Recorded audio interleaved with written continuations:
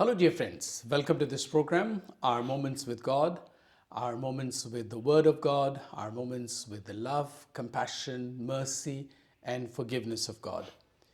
But unlike other days when I give you a Bible reflection or ask someone to give a reflection on the daily mass readings, today, like also some other days, I am going to interview a very important person, Mr. Siju Thomas. He is the India head of ADF, which is Alliance Defending Freedom, connected with freedom of religion. First of all, welcome to you, Mr. Siju Thomas.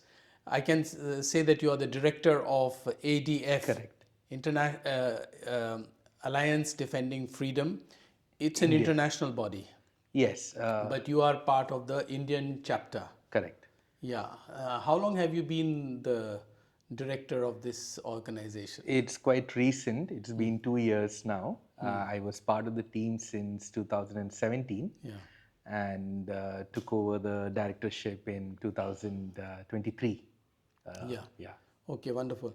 The reason why I have requested C.G. Thomas to give this interview, because personally, I'm a great admirer of Alliance Defending Freedom.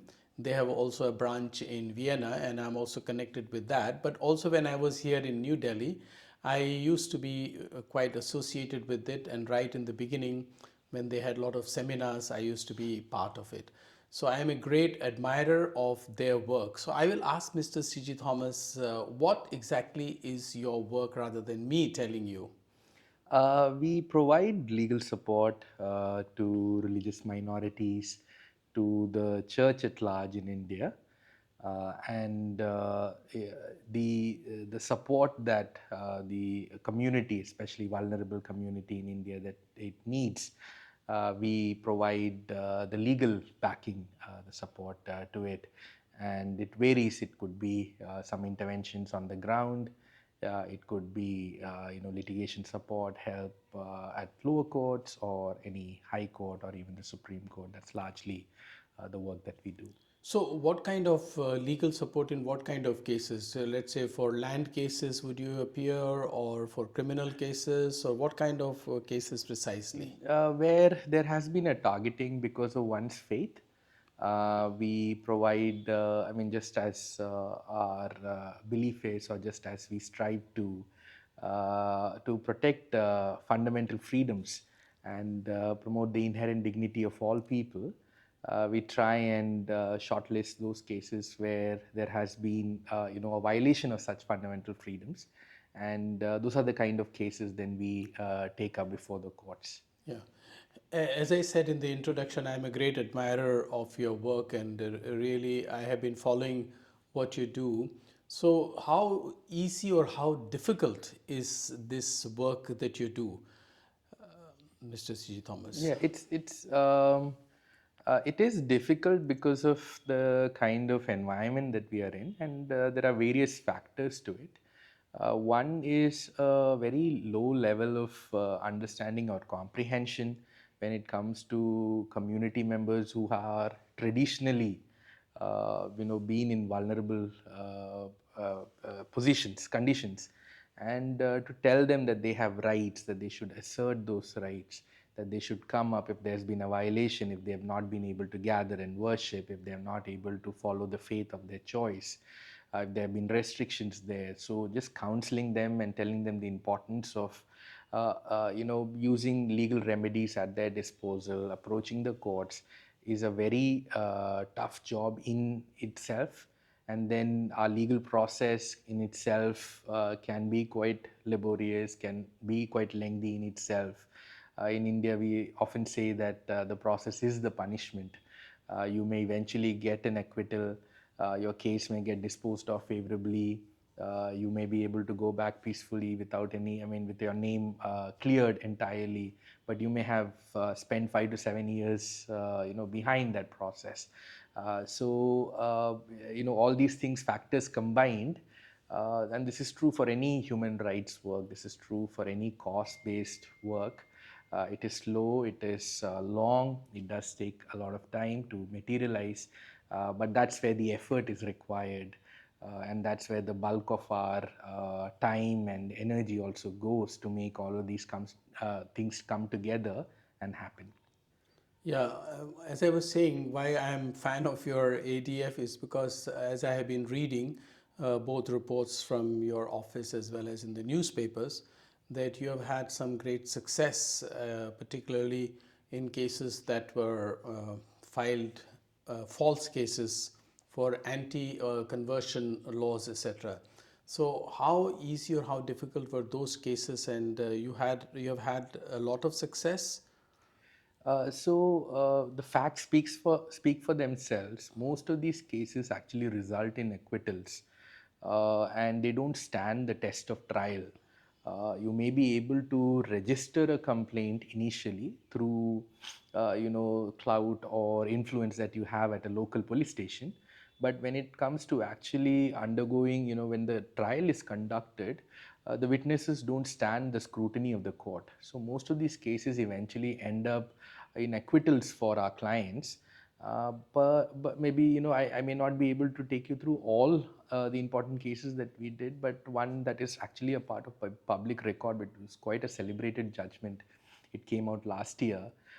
This is from a trial court in Bareilly, where the court not only found, in fact, the court was so convinced about the innocence of the people who had been booked under the anti-conversion laws.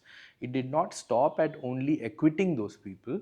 It went on to say that the investigation officer, the station house officer, head officer of the concerned police station, the superior police officials in that district, they are all responsible in allowing this case to happen in the first place, case to be registered in the first place. So the court found there was negligence and to an extent complicity of the police as well in how that case got registered, and it actually directed that action should be taken against police officials as well.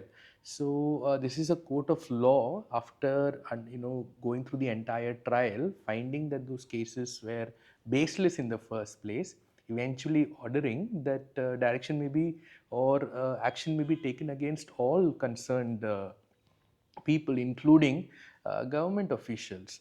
That is one of the cases And how in long which did it take you to solve this problem? Or I am entirely not sure offhand, but the trial went on for about 2 years before the end order or the end result came, the acquittal came about. and do you do all these cases free of charge, or do you charge these people? How do you approach these people on their suo moto? You take cognizance of their cases, or do they approach you?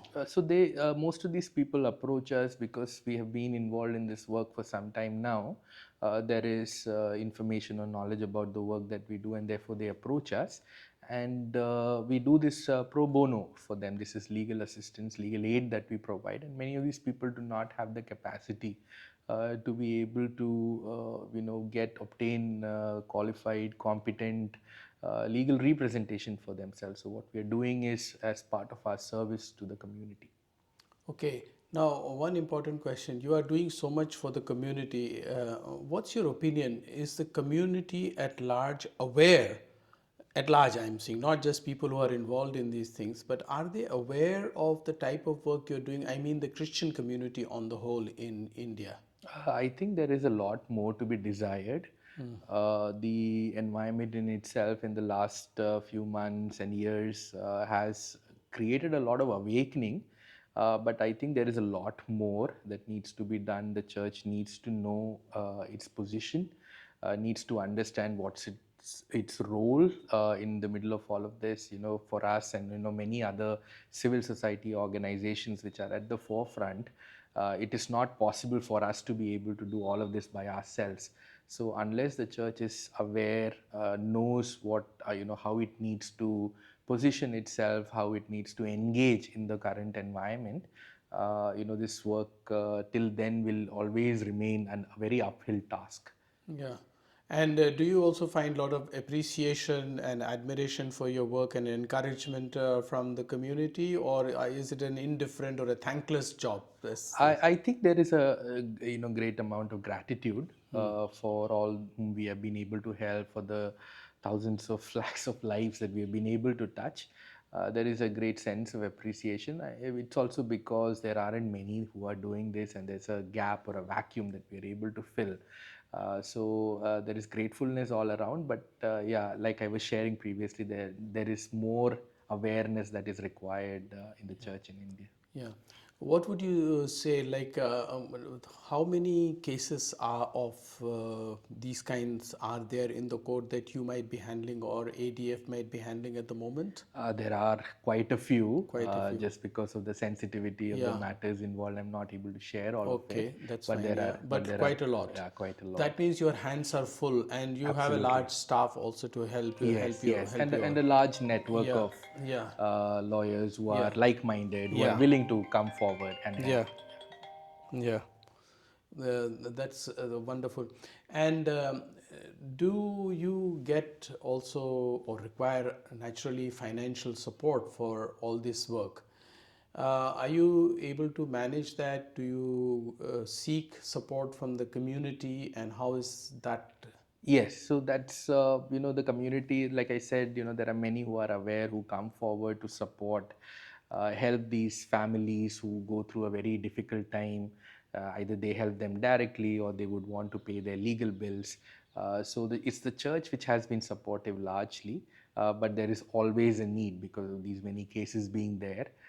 There is always more than what we have at any point of time. So I mean, that is where, once the church gets to know and there's greater awareness, I think the immediate next question is, what can we be doing? And that's how many step up and, provide that support that's required. Now, two personal questions to begin with. You look very young. So, you are a trained lawyer yourself. And do you actually enjoy doing this work? How is it? When did you get interested in this kind of work yourself? Absolutely, I have been taking this as a compliment now.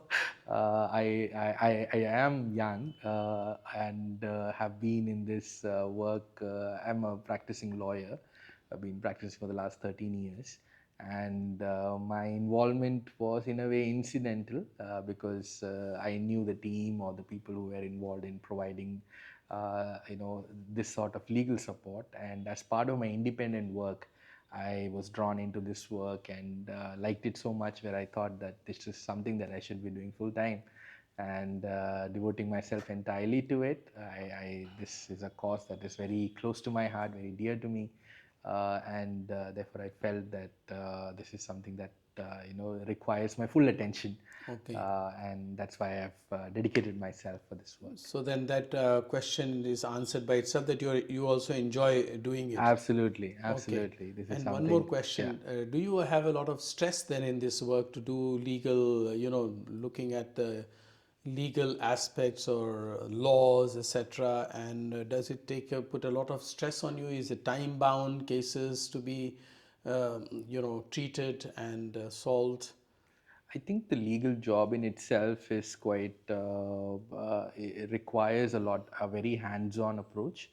And this is not different from any litigation office or any law firm or chamber which handles any cases, so to speak. So, how you manage your workload and how you respond to the responsibilities that you have varies from person to person. I personally do not find myself stressed. I understand this is what the work entails, and therefore your mental conditioning is such that you are able to take on that workload. And we have a very stellar team which is able to share this load quite capably. Now, India is a very large country although Christians are a minority, so do you have enough hands to help you, and do you have plans for future expansion of your offices or branches in India, or? There is always more work to be done, and the way we have been doing it is through finding a network or partnership of like minded lawyers. And many have stepped up. but there's always a need, and that is why wherever we go in a new place, we are constantly looking for lawyers who could be assisting, providing the help that is required in this sort of work. Any expansion that we do would always be through an alliance that we knit, because we truly understand, truly believe this is not possible for one civil society organization or just one individual or one group to be able to do. It has to require many people to come together to be able to respond to the challenges that we are seeing, and therefore it's the alliance that we are constantly broadening and bringing more and more like-minded lawyers, like-minded activists into this network. So, all that sounds wonderful, and I wish you all the very best and many more success in your work. And I'm sure our people at our Moments with God would certainly be inspired by your work. And I suppose I am not trying to raise funds or anything for this, but I'm sure you will get more support from the community. Thank you very much for taking the time out, Mr. Siju Thomas, and I wish you and your office, through you, all the best to Thank you so your much. staff. Thank you, Father Dominic. It has been a pleasure to speak to you. Thank you. Thank you.